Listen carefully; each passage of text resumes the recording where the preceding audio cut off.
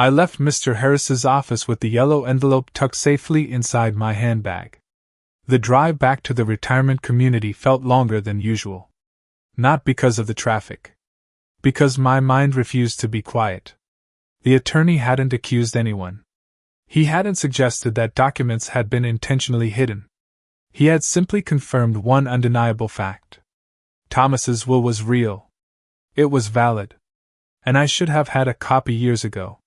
Those words stayed with me for the rest of the afternoon. By the time I returned to my room, I wasn't thinking only about the will anymore. I was thinking about everything else I had accepted without question after Thomas died. For years, I had trusted the explanations Daniel gave me. Not because I was careless. Because I believed my son would never have a reason to keep important information from me. Now, I wasn't so certain. A single unanswered question has a strange way of creating many others. If Daniel had been mistaken about the will, or if he had repeated information that wasn't entirely accurate, could there be other things I had never thought to verify? The thought made me uncomfortable. I didn't want to become someone who questioned every memory. I didn't want to spend the rest of my life searching for problems where none existed. But I also knew something had changed. Trust alone was no longer enough. That evening, after dinner, I unlocked the small fireproof safe beside my bed. I placed Thomas's will back inside before taking out another folder. This one was older. Its edges were worn from years of being handled. Thomas had always been meticulous about financial records. Every statement. Every receipt. Every tax document. Every policy. Nothing was ever thrown away without good reason. He used to joke that paper remembered things people forgot. At the time, I laughed. Now, those old files felt less like paperwork and more like conversations he had left behind for me. I carried the folder to my desk and began sorting through it. Electric bills. Mortgage statements. Property taxes. Bank notices. Old warranty information for appliances we no longer owned. Most of it was exactly what I expected. Ordinary records from an ordinary life. I almost closed the folder. Then I noticed a smaller envelope tucked between two annual tax summaries. It was white, slightly yellowed with age, and printed with the logo of an insurance company. I frowned. I didn't remember seeing it before. Perhaps I had overlooked it. Perhaps it had simply been buried beneath other papers for years. I turned it over. The seal had already been opened. Carefully, I removed the documents inside. The first page appeared to be a standard claims summary. At first glance, nothing stood out. Then my eyes settled on a single sentence near the top of the page. Claim payment has been successfully disbursed. I stopped reading. The words didn't make sense. Not at first. I read the sentence again. Then once more. Successfully disbursed. A payment. Insurance proceeds. I slowly lowered the paper onto the desk. Almost immediately, another memory surfaced. It came from only a few weeks after Thomas's funeral. I had asked Daniel whether there had been any life insurance. He answered without hesitation. I checked into it, Mom. There wasn't really anything to collect. He had sounded disappointed.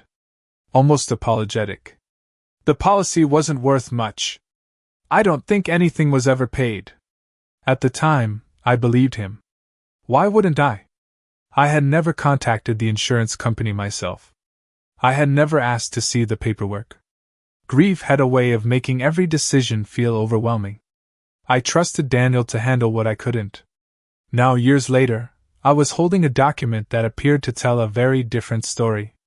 I took a slow breath and continued reading.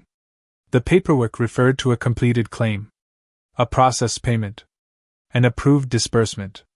I hadn't reached the details yet. I didn't know the amount. I didn't know who received it.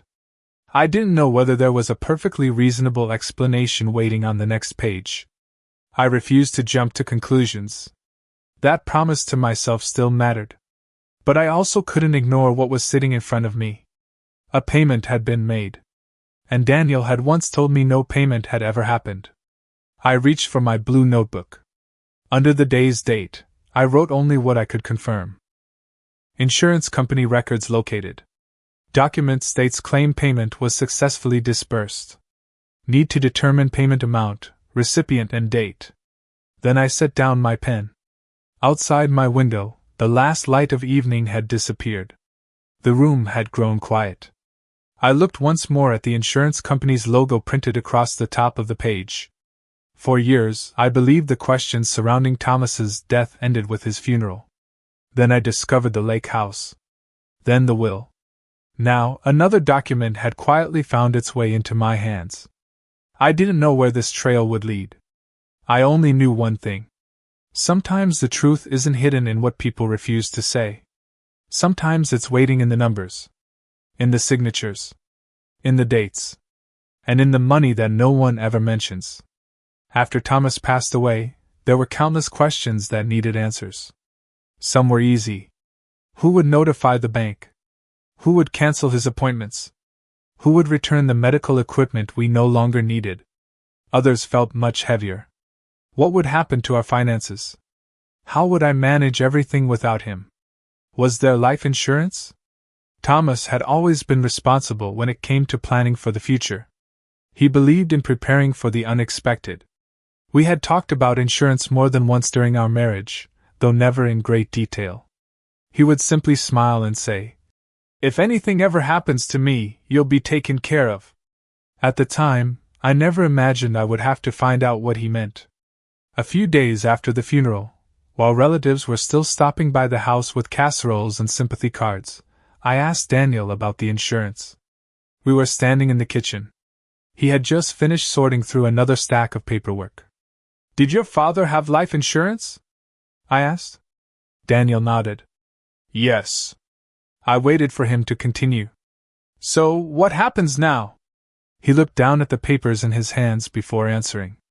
"The claim is still being processed." "Oh. These things take time." I accepted that answer without another question. It sounded reasonable. Insurance companies weren't known for moving quickly. I had no reason to doubt him. A few weeks later, I asked again. Not because I was worried about the money. Because I wanted to know whether everything had been settled. "Have you heard anything from the insurance company?" Daniel shook his head. "They're asking for additional paperwork." "What kind of paperwork?" "I'm not exactly sure. They're handling it." His answer was calm. Confident. The kind of answer that made it seem unnecessary to ask anything else. So I didn't. Another month passed. Life slowly settled into a quieter routine. One afternoon, while Daniel was helping me organize Thomas's workshop, I brought up the subject again. "Any news about the insurance?" He wiped the dust from his hands before answering. "Not yet. They're still reviewing everything. I guess these claims take a while." "They do." He sounded certain. I believed him. Looking back now, I realized something I never noticed at the time. His explanations were always slightly different. But they all led to the same conclusion. Nothing had happened yet. The paperwork wasn't finished. There was still more waiting to do. As the months passed, I asked less often. Not because I had stopped caring. Because I trusted that Daniel would tell me when there was finally something to report. Whenever the subject came up, his answers followed the same familiar pattern. "They're still processing the claim. They requested more documents. We haven't received anything yet. We just have to be patient." Sometimes he sounded frustrated. Sometimes tired. Occasionally, he even apologized. "I'm sorry this is taking so long, Mom. It isn't your fault," I would tell him. "I know you're doing everything you can." And I believed every word I said. After all, why would my own son mislead me about something so important? I had watched him spend hours making phone calls after Thomas died. He met with banks. He spoke with accountants. He handled paperwork that I could barely bring myself to look at. I wasn't avoiding responsibility. I was grieving. Every document with Thomas's name on it reminded me that he was gone. Every signature I placed on a form felt painfully permanent. Daniel saw that. More than once, he told me, "You don't need to worry about this. I'll take care of it. Those words brought me comfort. At the time, they sounded like love. Perhaps, in Daniel's mind, they still were. Eventually, I stopped asking about the insurance altogether. Life has a way of moving forward, even when some questions remain unanswered. The seasons changed. Birthdays came and went. The anniversary of Thomas's passing arrived each year with the same quiet ache. The insurance claims simply faded into the background of my life. I assumed it was either still unresolved or that there hadn't been much to receive in the first place. Daniel never brought it up again. Neither did I. Not once did it occur to me to contact the insurance company myself. Why would I? My son had already told me he was handling everything. Calling them felt unnecessary. Almost disrespectful. As though I would be checking whether he had done his job properly. I didn't want him to think I doubted him. Trust is a quiet thing. Most of the time, you don't even realize you're relying on it. You simply accept the explanations offered by someone you love. You don't ask for confirmation. You don't request copies of every document. You don't imagine that one day you might wish you had. Sitting at my desk years later, with the insurance company's letter spread open before me, those conversations returned one by one. Each sounded almost identical. The claim was still being processed. More paperwork was needed. Nothing had been paid. Just a little longer. Those words had comforted me once. Now they left me with a question I couldn't ignore. If the company had already recorded that the claim payment had been successfully disbursed, then what, exactly, had Daniel believed all those years? Had he been told the wrong information?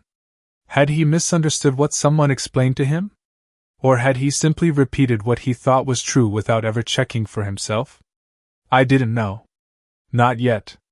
But for the first time, I realized that waiting had not delayed the truth. It had only delayed the moment I finally began looking for it myself. For several minutes, I simply stared at the insurance company's letter. I wanted to believe there was a simple explanation. Perhaps I had picked up the wrong document. Perhaps it belonged to another policy. Perhaps I had misunderstood the wording. I had learned over the past few weeks not to rush toward conclusions. Documents deserve to be read carefully. So I put on my reading glasses, turned on the desk lamp, and began again. This time, I started at the very top of the page. The policy number matched Thomas's records. His full name was printed exactly as it appeared on every other legal document I had collected. Our home address was correct. There was no mistake. I turned to the next page.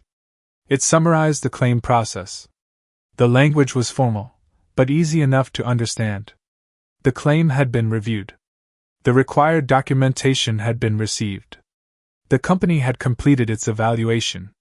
Nothing about the letter suggested uncertainty. Nothing indicated that the claim was still waiting for approval. Instead, one sentence stood out immediately. Your claim has been approved. I read it again. Then I reached for my notebook and copied the exact wording. Not because I doubted what I was reading. Because I wanted to preserve it exactly as it appeared. I continued through the file. The next page listed the processing timeline. Date of claim received. Date additional documents were reviewed. Date the claim was approved. Each step had been recorded. Everything appeared orderly. Professional. Routine. The dates caught my attention. I compared them with the calendar I kept in my binder. The approval had taken place only a few months after Thomas passed away. Not years later. Not after endless delays. Not after repeated requests for missing paperwork. Only a few months. I quietly set that page beside the others. The next document was titled Payment Confirmation. My heartbeat quickened. I read every line carefully. The company confirmed that the benefit had been issued according to the terms of the policy. The payment process had been completed. The claim was officially closed. There was nothing ambiguous about the language. Nothing suggested that additional action was required. No indication that anyone was still waiting. I searched for words like pending, delayed, or incomplete. They weren't there. Instead, I found another section listing the claim reference number. a payment date, a document issue date. Everything had been recorded with remarkable precision. I wrote each number into my notebook. Claim number, approval date, payment confirmation date, issue date. Thomas used to say that dates tell stories people often forget. That evening, I finally understood what he meant. The dates told a story that sounded very different from the one I had been told. I kept reading. Surely, I thought, there would be another letter explaining the delays Daniel had described. Perhaps a request for more information. A notice about missing paperwork. Something. I searched the envelope carefully. Every page. Every attachment. Every folded insert. Nothing. There was no letter saying the claim had been denied. No request explaining that documents were still missing. No notice warning of extended delays. No correspondence suggesting the company had been unable to process the claim. Everything pointed in the opposite direction. The paperwork moved forward. The review was completed. The payment was issued. The file was closed. I spread the pages across my desk and looked at them one by one. Each document supported the next. Approval. Confirmation. Completion. The story remained consistent from beginning to end. Then I closed my eyes and remembered Daniel's voice. They're still processing everything. They asked for more paperwork. Nothing has been paid yet. We just have to wait. Those conversations had stretched across months. Perhaps longer. Yet the insurance company's own records suggested something entirely different. I wasn't angry. I was confused. Deeply confused. How could two versions of the same event be so completely different? I reached for the blue notebook again. Across a fresh page I wrote two headings. What the documents show beneath it, I listed only confirmed facts. The claim was approved. The payment was processed. A payment confirmation was issued. The file was marked complete. Then I wrote a second heading. What I was told the claim was still being processed. Additional paperwork was needed. No payment had been made. More waiting was required. I stared at the two lists. I resisted the temptation to explain the difference. That would come later, if the evidence supported it. For now, I wanted only the facts. There is a strange feeling that comes when written records and spoken memories no longer agree. You begin questioning not only what happened, but how you came to believe what you believed. I thought back to those first months after Thomas died. I had been grieving. Exhausted. Overwhelmed. I wasn't studying insurance documents. I wasn't making phone calls. I wasn't tracking claim numbers. I had trusted someone else to do those things. Perhaps Daniel truly believed what he told me. Perhaps someone had misunderstood the paperwork. Perhaps there was another explanation I hadn't yet uncovered. I refused to decide before I had enough evidence. But one truth had become impossible to ignore. The insurance company's letters told a complete story. And nowhere in that story did I find the delays, unanswered questions, or unfinished claim that I had heard about for so long. I carefully returned each page to the envelope. Then I placed the envelope beside Thomas's will inside my growing collection of evidence. The room was quiet. The only sound came from the ticking clock on the wall. For years I had believed the insurance claim never moved forward. Now I held documents proving that it had reached the finish line long before I ever stopped asking about it.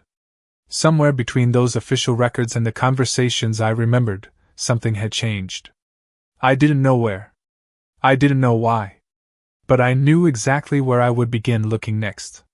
The next morning, I woke earlier than usual. I hardly slept the night before. The insurance documents sat neatly inside the yellow envelope on my desk, exactly where I had left them. I looked at them for a long time before making my decision. There was only one way to know whether I had understood everything correctly. I needed to ask the insurance company myself. For years I had assumed Daniel was handling every conversation on my behalf. I had never considered calling them directly. Not because I couldn't. Because I never thought I needed to. That morning was different. I picked up the customer service number printed at the top of the letter and dialed it. After several recorded prompts and a short wait, a representative answered. Thank you for calling. My name is Rebecca. How may I assist you today? Good morning, I said. My name is Margaret Anderson. I have a few questions regarding a life insurance policy belonging to my late husband. Of course, Mrs. Anderson. I'll need to verify your identity before we discuss the file. I understand. She asked several routine questions. My full name. My date of birth. My current mailing address. Thomas's full legal name. The policy number listed on the documents I had found. After a few moments of typing, she spoke again. Thank you. I've located the policy. My heart beat a little faster. I kept my voice calm. I recently found some paperwork while organizing old family records. I wanted to make sure I understood it correctly. I'll do my best to help, she replied. I took a slow breath. Could you tell me whether the claim associated with this policy was ever completed? There was a brief pause as she reviewed the file. Then she answered in a clear, professional voice. Yes, Mrs. Anderson. The claim was completed.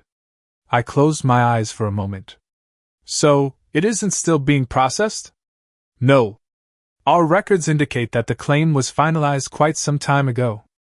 I reached for my notebook and quietly wrote her exact words. Claim finalized. Then I asked another question. Was the benefit ever paid according to the policy? Again I heard the sound of her keyboard. Yes. Our records show that the policy proceeds were disbursed in accordance with the terms of the contract. The words matched almost perfectly with the letter I had found. I wrote another note. Benefit disbursed according to policy. I hesitated before continuing.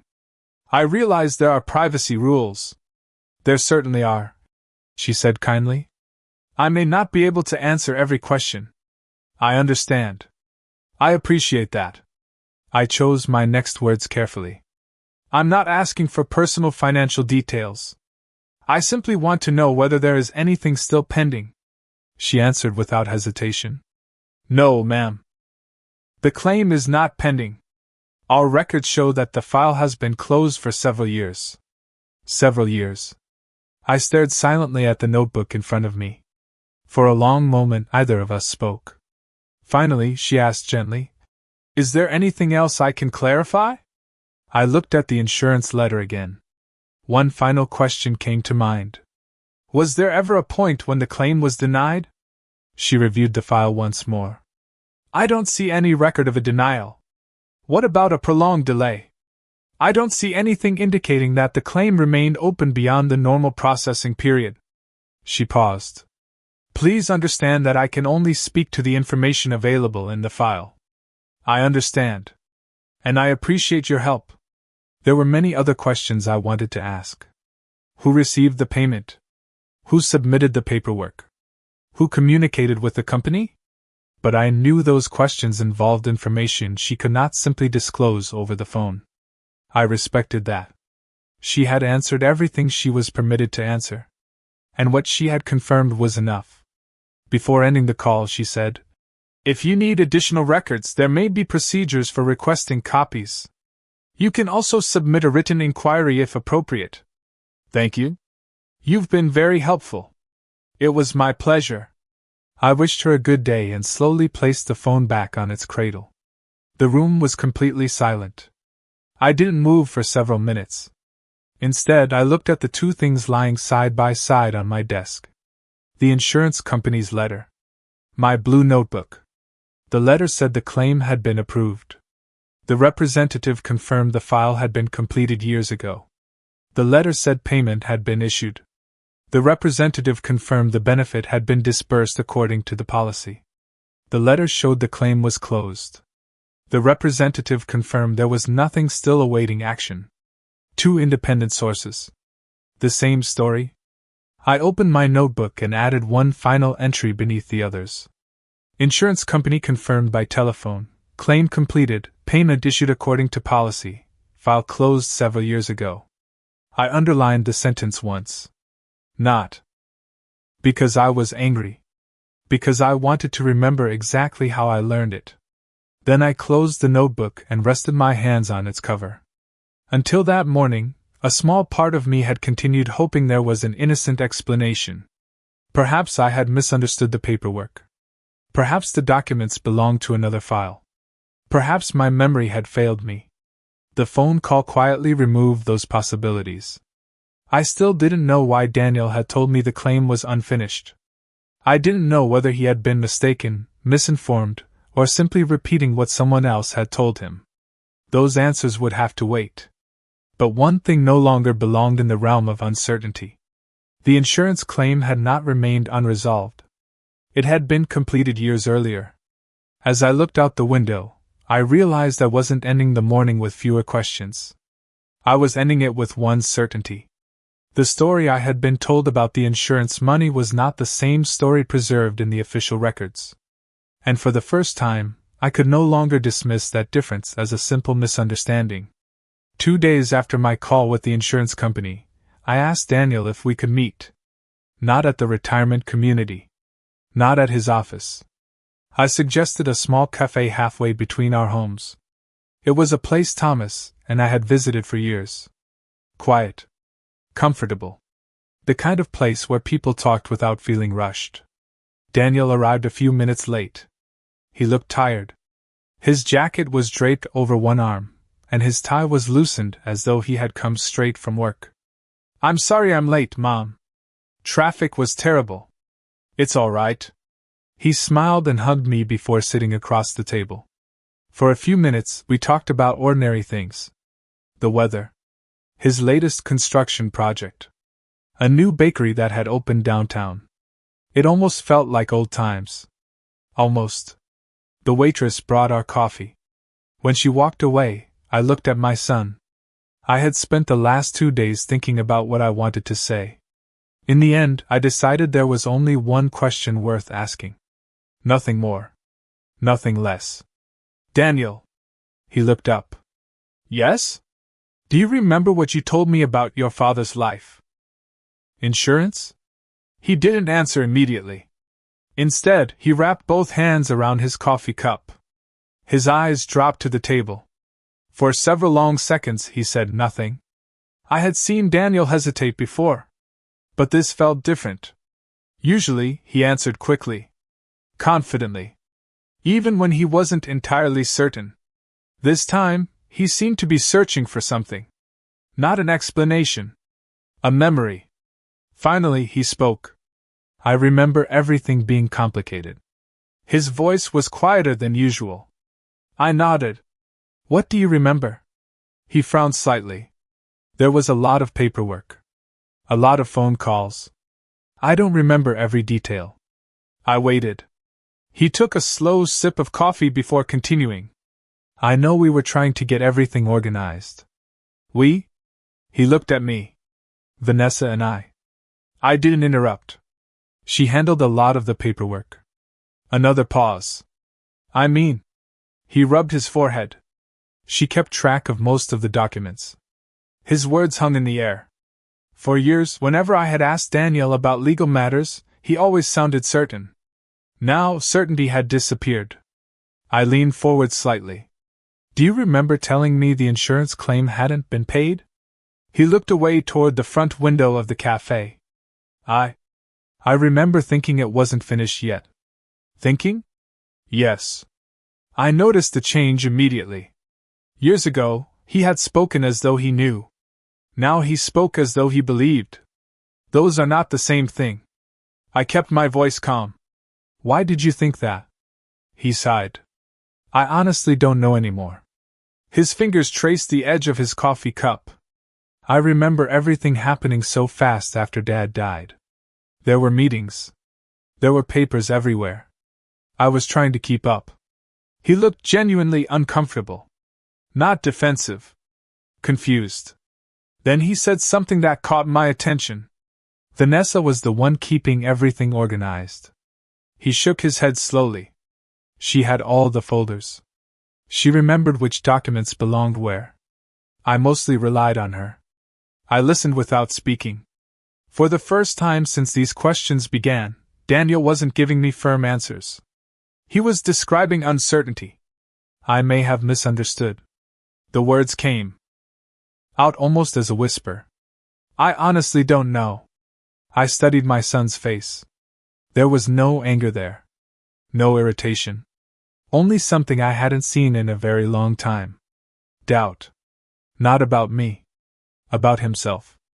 I asked gently, "Did you ever read the insurance papers yourself?" He looked embarrassed. "I don't remember reading all of them. Did someone explain them to you?" "I think so." "Who?" He opened his mouth, then closed it again. Finally, he answered, "I think Vanessa did." Silence settled between us. The café around us continued as though nothing unusual had happened. Dishes clinked softly. Someone laughed near the counter. A child pointed excitedly at a display of pastries. Life moved forward.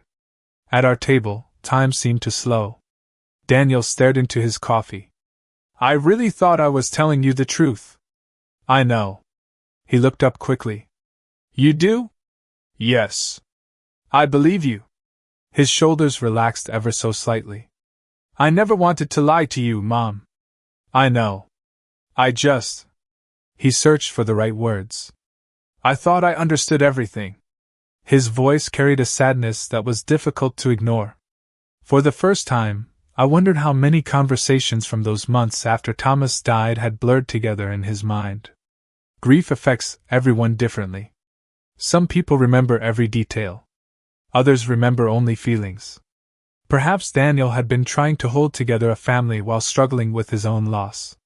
Perhaps he had trusted explanations without stopping to verify them. Or perhaps the truth was more complicated than either of us yet understood. I wasn't ready to decide. Not without evidence. Not after everything I had learned. I reached across the table and gently placed my hand over his. "Daniel." He looked at me. "It's all right not to remember." His eyes filled with emotion. "It is?" "Yes. But it's important to know the difference between what we remember and what we only believed." He didn't answer. He simply nodded. A slow, thoughtful nod. As though those words had settled somewhere deep inside him. We finished our coffee without talking much more about insurance. Instead, we spoke about ordinary things. The changing weather. His upcoming business trip. A neighbor who had recently moved away. When we finally stood to leave, Daniel hugged me longer than usual. "I love you, Mom." "I love you too." As I watched him walk toward the parking lot, I realized something had changed. It wasn't the mystery surrounding the insurance money. That mystery remained. It was Daniel. For the first time since Thomas died, my son no longer spoke with complete certainty. The confidence that had once answered every question was beginning to crack. And in its place, I saw something I hadn't expected. Confusion. Honest confusion. As painful as it was to witness, it also gave me hope. Because people rarely begin searching for the truth until they first admit they might not already have it. For the first time in years, I saw that possibility in my son's eyes. That evening, I spread every document across my desk once again. By now, the routine had become familiar. The blue notebook. Thomas's will. The insurance papers. Property tax records. The photographs of the lake house. Copies of emails. Receipts. Medical paperwork. Everything had its place. I wasn't looking for one dramatic piece of evidence anymore. I had learned that the truth rarely announces itself all at once. More often, it reveals itself one small detail at a time. I sat quietly, looking at the stack of papers. Then I picked up the insurance file. The payment confirmation included a date. I had already copied it into my notebook, but this time I circled it with a blue pen. Next, I reached for the documents related to the lake house. The property tax receipts. The photographs. The records I had managed to collect after learning the house had existed. Among those papers was the closing date connected to the sale. I circled that date as well. Finally, I opened the folder containing records from the retirement community. Admission paperwork. Emails. Appointment confirmations. Forms I had signed. forms I hadn't remembered seeing until recently. Again, I found the date marking when I officially moved into the retirement community. 3 dates. 3 separate events. At least, that was how I had been thinking about them. I placed the pages side by side. For a long time, I simply stared at them. Then I reached for my calendar. Slowly, I counted the weeks between each event. Not years. Not even long stretches of time. Only a relatively short period separated them. The insurance payment. The sale of the lake house. My move into the retirement community. I counted again, convinced I must have made a mistake. The answer remained the same. I leaned back in my chair. The timing didn't prove anything. People often experience several important events within the same season of life. Financial matters are frequently handled together after the death of a loved one. I knew that. I reminded myself of it more than once. Still, the dates were close enough that I couldn't ignore them. I opened my notebook to a fresh page. At the top, I wrote 2 words. Timeline draft, then I drew a straight line across the center of the page. At the far left, I wrote the date Thomas passed away. From there, I began adding every significant event I could confirm. Thomas's funeral. The insurance claim submitted. The insurance claim approved. The payment confirmation issued. The sale of the lake house. My conversations with Daniel. The increasing discussions about leaving my home. The tours of the retirement community. The day I moved. The rumors about my memory. The discovery of the will. The call to the insurance company. One by one, the events found their place on the page. When I finished, I set down my pen. The timeline stretched across nearly 2 full pages. It wasn't dramatic. It contained no accusations. Only dates. Only facts. Only events supported by documents or conversations I had carefully recorded. I studied it for several minutes. Something about seeing everything arranged in order changed the way I understood it. When memories live only in your mind, they often feel scattered. One painful moment blends into another. One conversation replaces the next. But on paper, everything becomes easier to see. I noticed how one event often followed another. Questions about my future became more frequent after financial matters had already begun. The conversations about my moving didn't happen years later. They appeared during the same general period. Reflected in other records.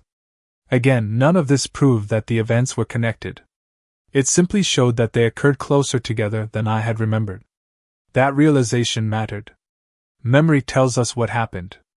A timeline tells us when. Sometimes, those are 2 very different things. I looked again at the 3 dates I had circled. Insurance payment. Lake house sale. Move to the retirement community. I tapped my pen gently against the desk. I don't know what this means, I whispered to the empty room. And I'm not going to pretend I do. Those words felt important. Over the past several weeks, I had promised myself something. I would never force the evidence to fit a theory. If there was a connection, the documents would eventually reveal it. If there wasn't, I had to be willing to accept that as well. Truth deserves patience. Even when patience is difficult. I added another note beneath the timeline. Do not assume. Verify every date. Confirm every document. Thomas had always believed that careful records protected people from unnecessary mistakes. As I looked at the pages before me, I understood why. Emotion encourages quick conclusions. Paper asks for careful reading. Before putting everything away, I pinned a blank sheet of paper to the bulletin board above my desk. Across the top, I wrote in large letters, chronology. This one would remain unfinished. Every new document. Every new conversation. Every confirmed date would eventually find its place there. I stepped back and looked at the growing timeline. It wasn't telling me what had happened. Not yet. But it was beginning to show me where to keep looking.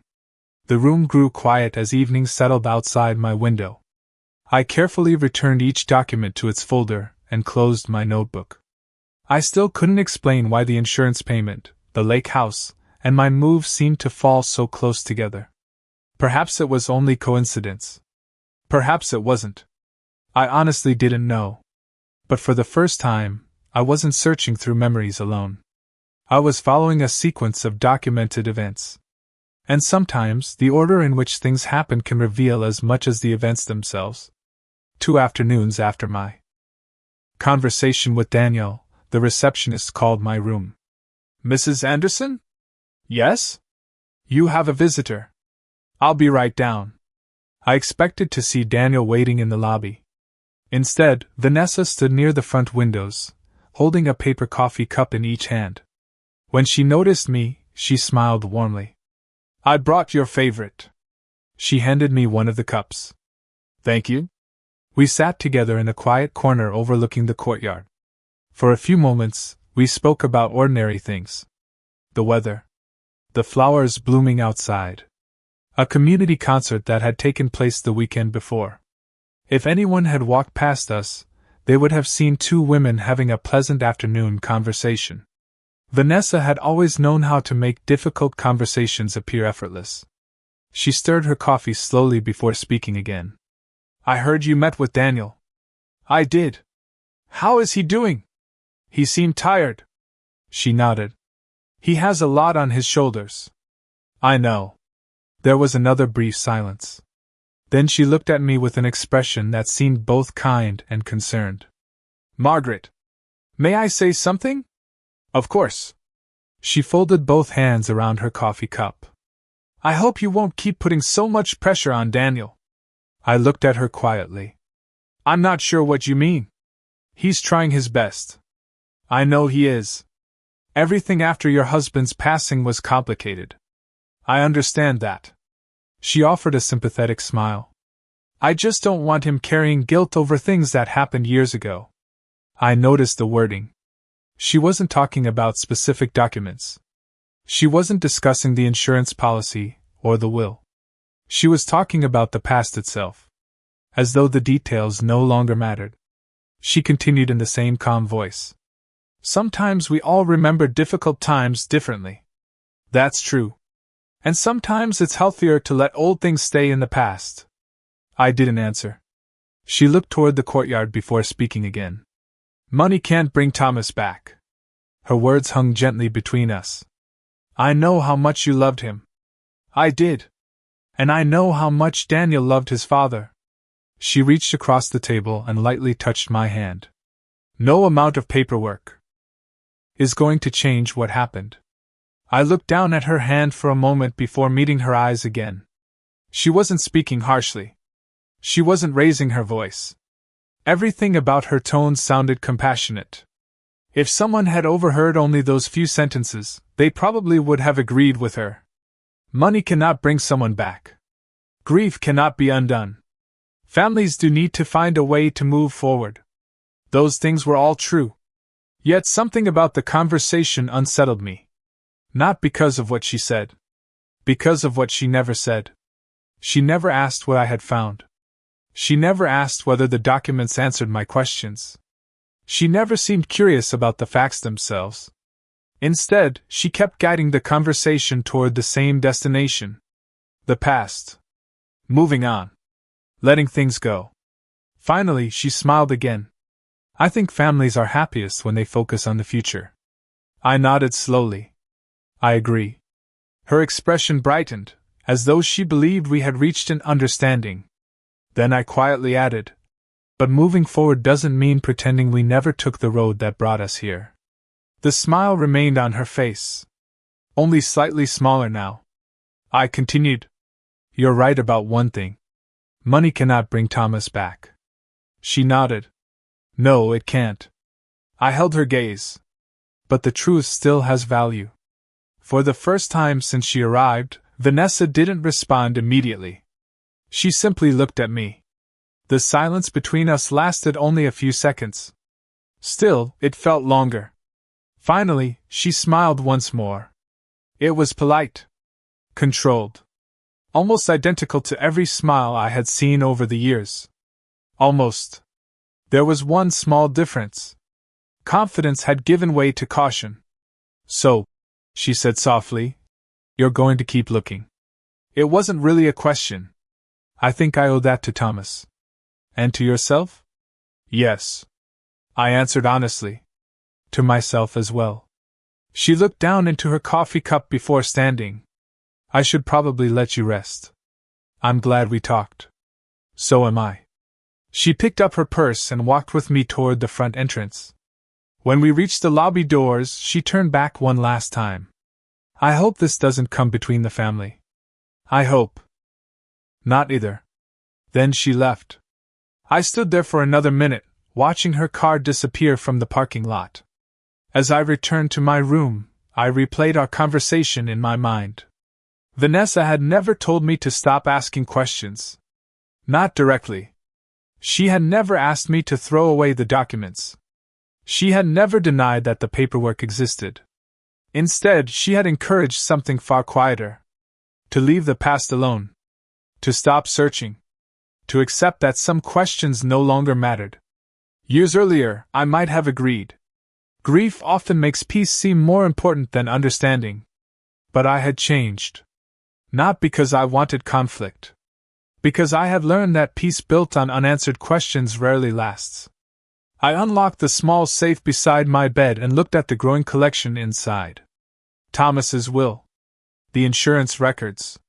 My notebook. The timeline. Each document represented another piece of a story that was still unfolding. I carefully closed the safe and rested my hand on the cool metal door. Vanessa was right about one thing. The past could not be changed. But the truth about the past could still be discovered. And those are not the same thing. As I turned off the light that evening, one thought stayed with me. For years, Vanessa's calm confidence had made everyone around her feel certain. That afternoon, for the very first time, I thought I had seen uncertainty looking back at me.